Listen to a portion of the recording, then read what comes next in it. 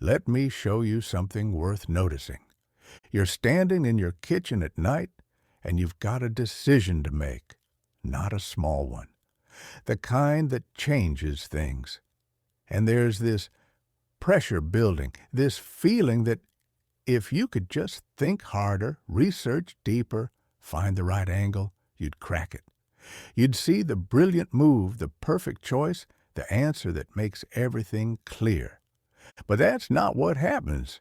What happens is you stay up too late, your mind racing, turning the problem over and over until it stops looking like a problem and starts looking like a threat. And the longer you think, the more urgent it feels. And the more urgent it feels, the harder it gets to think at all. You're not looking for the right answer anymore. You're looking for the feeling of having found it. And those are very different things. Here's what nobody tells you about brilliant decisions. They almost never feel brilliant when you're making them. They feel like guesses you're dressing up as insight because you need to move and you're out of time. And sometimes they work. Sometimes you look back and think, I'm glad I did that. But just as often, you look back and realize the brilliant move wasn't brilliant at all. It was just loud. It was just the thing your mind grabbed onto when it couldn't stand the uncertainty anymore. Calm decisions don't work like that. They don't announce themselves. They don't feel like breakthroughs. They feel like the decision you'd make if no one was watching, if there was no pressure, if you had all the time in the world and nothing to prove. They feel small, almost boring, like you're not doing enough, like you're playing it safe, like maybe you're missing something everyone else can see. But you're not missing anything. You're just not performing. Most people spend their whole lives mistaking urgency for importance. They think the decision that feels the most intense must be the one that matters most. They think clarity comes from pressure, that if they just push harder, stay up later, think faster, the answer will reveal itself. And sometimes it does. Sometimes the pressure works. But what it reveals isn't wisdom. It's just whatever your exhausted mind could grab onto to make the feeling stop. And that's not the same as knowing what to do. Here's the thing about calm. It doesn't look like much. It doesn't make a good story. There's no moment where everything clicks, no flash of insight, no montage where you figure it all out and then everything changes. Calm is just the decision you make when you're not trying to convince yourself it's the right one. When you're not trying to feel smart. When you're willing to choose something simple, because simple is actually what fits. But we've been taught to distrust that. We've been taught that if it doesn't feel hard, it probably isn't worth doing. That the best decisions come from struggle, from late nights, from pushing through. And maybe that's true for some things. But not for this, not for the choices that shape your life. Because the decisions that actually shape your life aren't the dramatic ones. They're the ones you make when no one's looking. The ones you make quietly without fanfare because they're just what makes sense when you strip away everything you're trying to prove. And those decisions don't feel brilliant.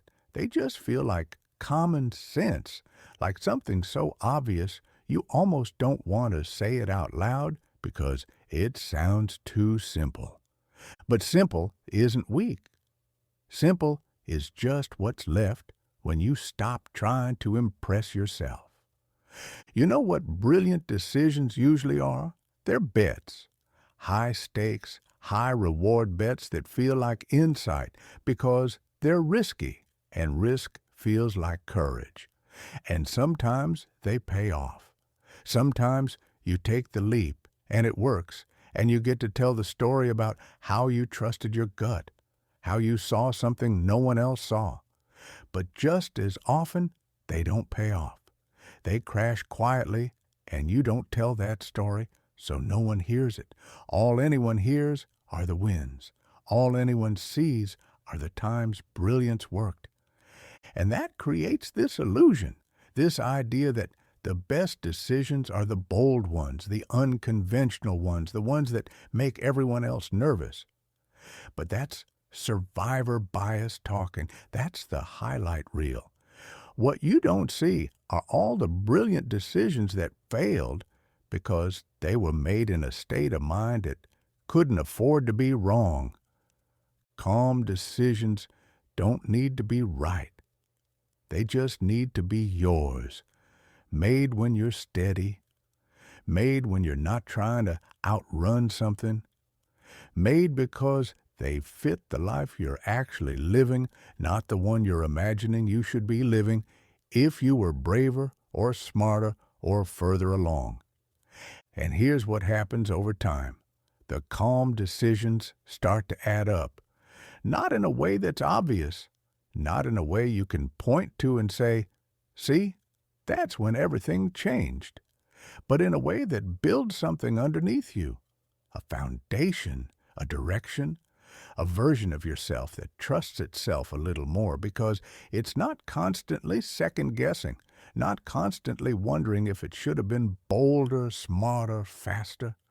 The brilliant decisions, the ones that felt so urgent, they fade faster than you think because they were made for a moment and the moment passed. But the calm ones stay. They compound. They turn into years of your life that actually feel like yours because you built them from a place that wasn't trying to prove anything. You don't need a breakthrough. You don't need to see the perfect move. You need to stop treating every decision like it's the decision, like this is the one that defines everything.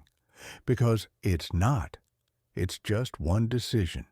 And the quality of your life isn't determined by whether you make the brilliant choice.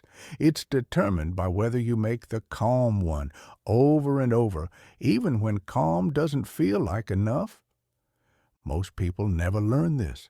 They chase the feeling of brilliance their whole lives, thinking that's what success looks like, thinking that's what smart people do. And they end up exhausted because brilliance is exhausting. It requires you to always be on, always be sharp, always be looking for the edge. And you can live like that for a while, but it doesn't last. And when it runs out, you're left with whatever you built when you weren't trying so hard. And if you weren't building anything, if you were just performing, then there's nothing there. Calm isn't passive. Calm is what happens when you stop pretending you need to have all the answers right now. When you stop treating uncertainty like an emergency. When you trust that you don't need the perfect decision, you just need the next one. And the next one doesn't have to be brilliant. It just has to be steady. That's what lasts. Not the flashes of insight. Not the moments where everything clicked. The steady accumulation of choices you made when you weren't trying to impress anyone, including yourself. When you were just trying to build something that felt true, even if it didn't feel big. And over time, that starts to look like wisdom. Not because you always knew what to do, but because you stopped needing to. Thanks for watching. Subscribe and turn on notifications so you don't miss what's next.